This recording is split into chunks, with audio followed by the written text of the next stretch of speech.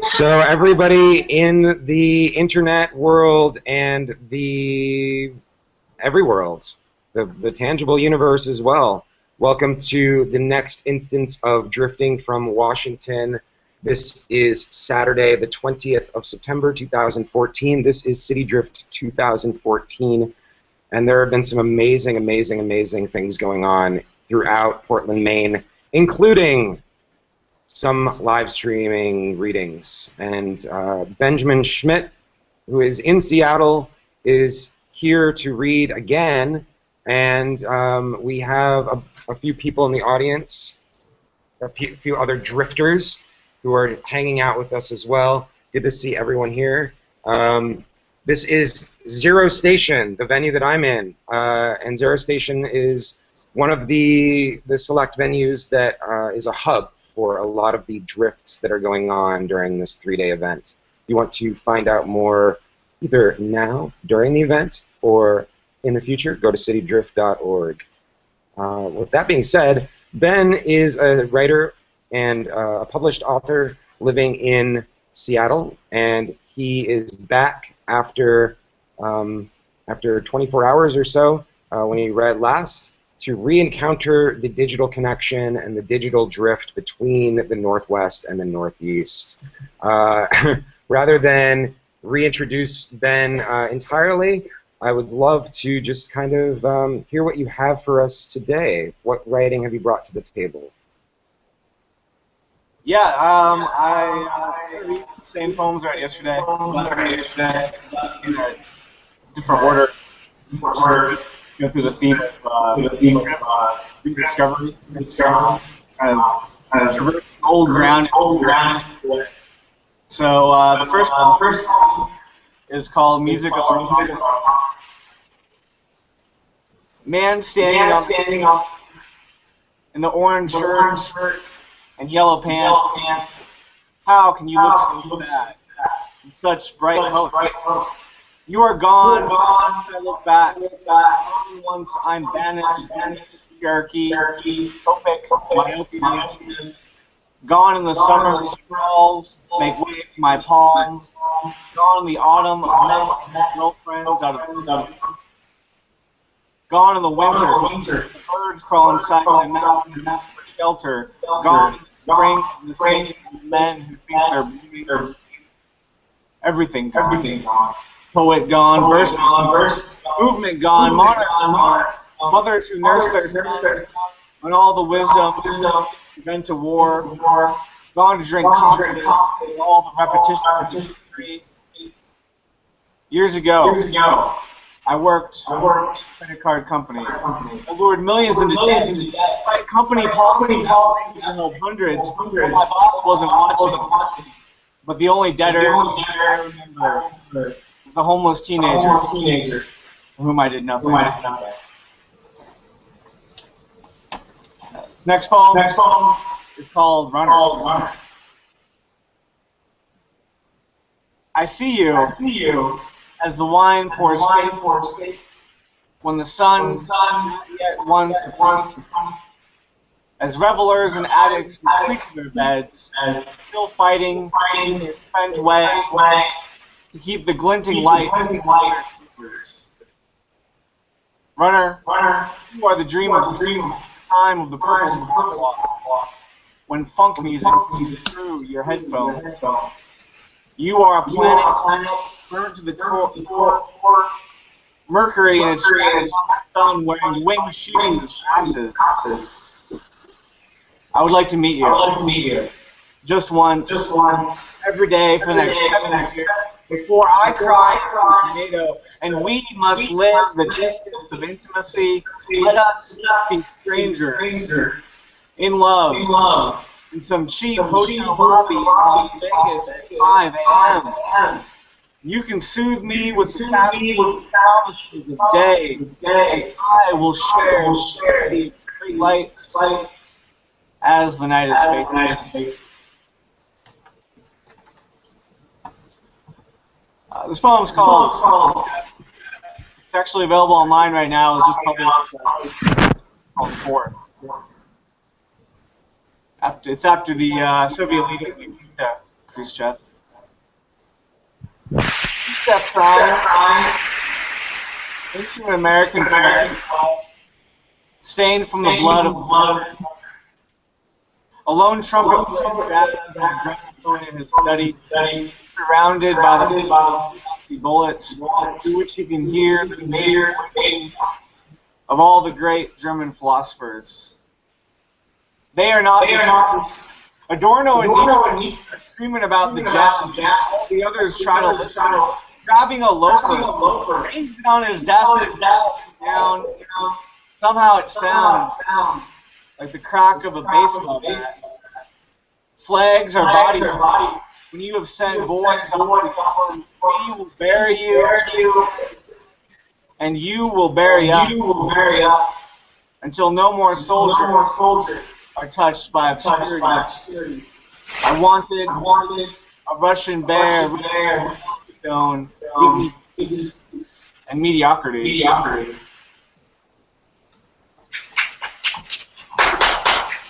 Thank you.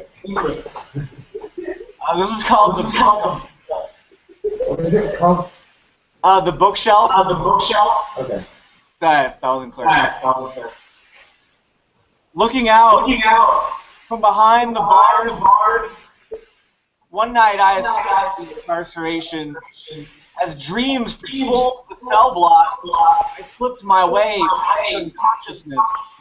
It was very early in the morning, and on my bookshelf there was debating, cajoling, shouting, crying. Some of the books written had the voices of men, and some books written by voices of little boys. Every book had its own, regardless of what the tortilla flag, Labyrinths and the Brothers were engaged in a debate match about the true nature of life. The works of Cardinal and Cummings saying in the tavern, the works of Cardinal, Viejo and Villon, comfortable silence amongst them. The flowers of evil wrote to odd in poems, which he was not willing to repeat lunch poems displaying. The Magic Mountain and Column played loudly the cause of all the world. Lady Shirley's loved them before they laughed into his sleep. Outside of sleep, and I rushed back to the gulag of blankets, knowing that from now on I must take greater care when I give the books to their neighbors. This is called I don't know.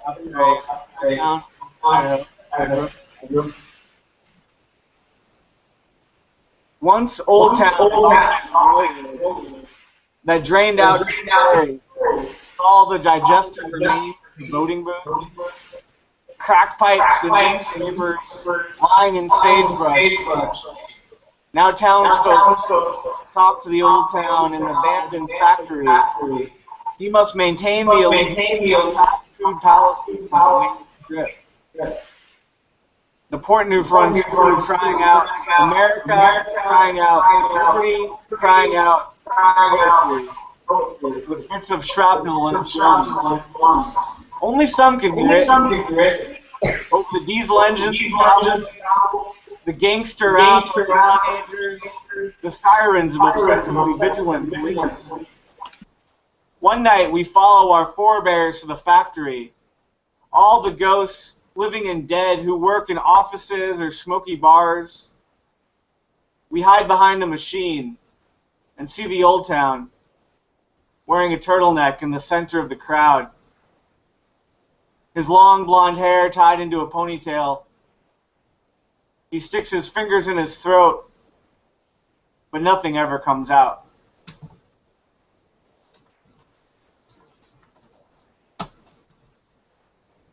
This is called The Veranda.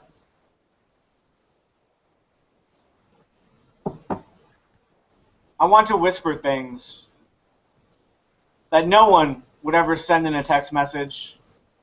Not for profundity or profanity, but because they are too common to read on a screen.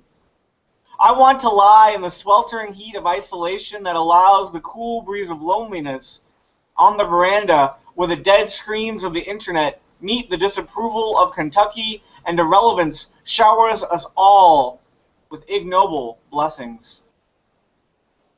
For it is only here where the ghosts laugh, ancient ones who looked up at the stars for centuries, believing them to be sighs in the ditches of darkened roads.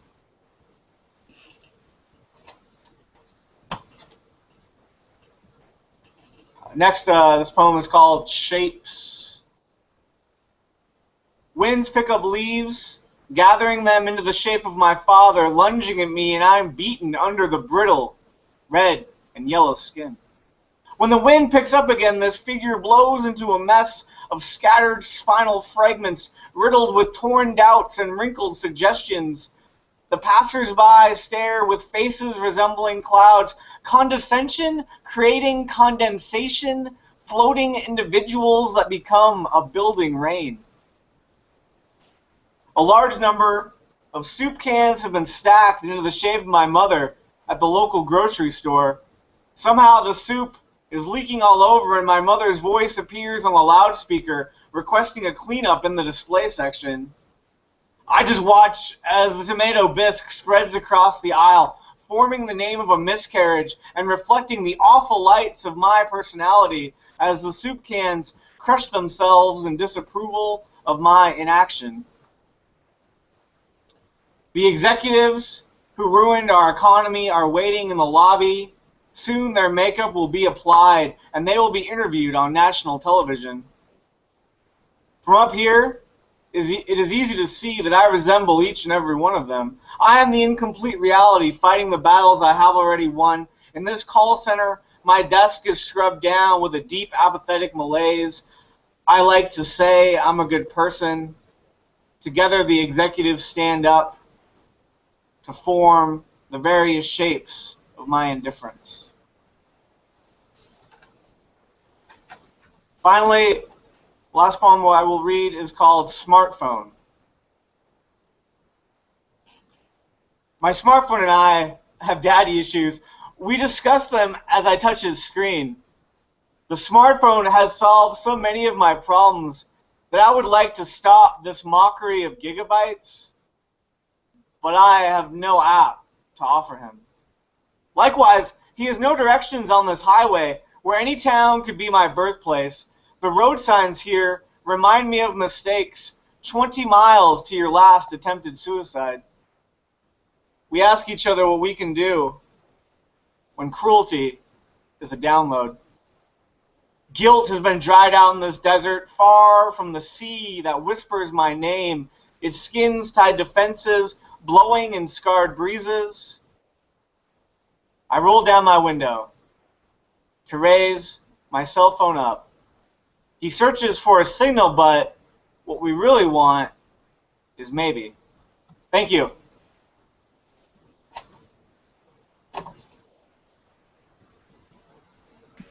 Everyone just clapped right after I unmuted the microphone. So thank you again. Thank you, everybody. Before I ask you some questions and we chat about your reading, I wanted to show you by request of Alice that he created a city drift image in Minecraft last night, and we're all proud of it. Oh, that's amazing. Yeah, I think so actually. Yeah. Well, it's online too. So, but I wanted to while it's fresh in our minds, talk a little bit more about your writing. But first, how was this reading different for you than yesterday's reading? Yeah, like I said, I wanted to different order with kind of the theme of drift and just kind of obviously reading the same poems, but in a different way. I also just tried to explore different aspects of the poem in my reading itself, enunciating different parts, and just reading them differently actually than I did yesterday. And yeah, and then just kind of a spatial element. It was like repeating, so like I could hear myself So there was like more pauses as I like listened for like your end to catch up with where I was reading. But yeah, so yeah, it was yeah. There's definitely some differences. Um, it's pretty cool though. Have you experienced a lot of difference in a lot of perhaps distance or intimacy with your readings at other events in the past? Not necessarily online readings, but just in general. Like, do you pay attention to that?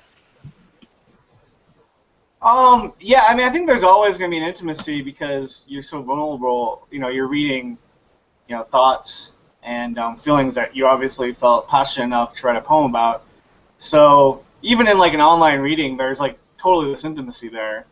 What's interesting about this is there's also that distance though, where like I'm not in the same room with you, and when this is over, I'll just like click a button and I'll be out. So that it is kind of like this. It's really interesting mix of like vulnerability, but also like totally like being not spatially present. So Yeah, definitely. This is not your first digital reading though. You have done streaming readings before, right? And so you know a little bit about putting your stuff out into the ether. And yeah, yeah, the recording, obviously, that this will be is being recorded. It is being played live, but it'll be around through YouTube until you tell me to take it down, or YouTube blows up and ends, or the world ends, or whatever, right? So yeah, I'm yeah. curious, like, what do you think about leaving, especially knowing that we have distance and we have space, and you're on the other side of the continent, but you're leaving a kind of ephemeral touch through the internet to this experience, but also beyond? Like, how does that feel? Like, what are you thinking about with that permanence?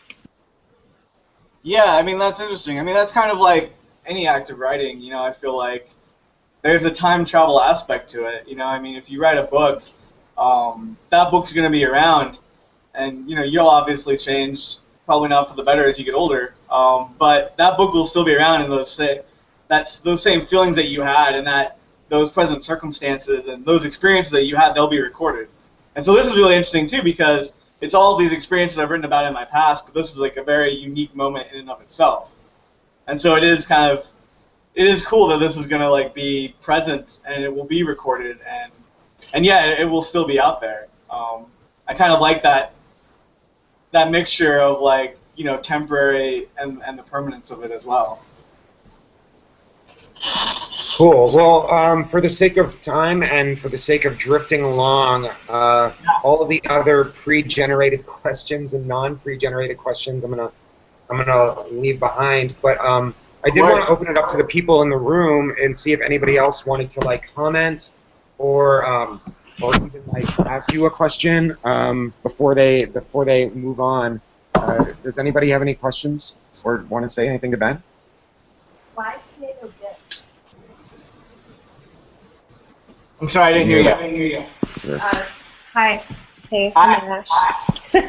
I was wondering about tomato bisque. Was it just because of the color? That image really struck me. And I like the idea of like the awful lights of my personality reflecting on that. That was interesting. Like the kind of like the headlights, the fluorescent light from the grocery store, and like my own bad personality, my own reflecting in that tomato bisque. It was a cool image for me. And I like that question. I liked it a lot, man. Not only because you coined it with miscarriage, but also because tomato bisque, especially in fluorescent lighting, reminds me almost of like vomit, like somebody vomiting in a public place, So I liked that a lot. Thank you. Nice to meet you. Nice to meet you. Do you have something?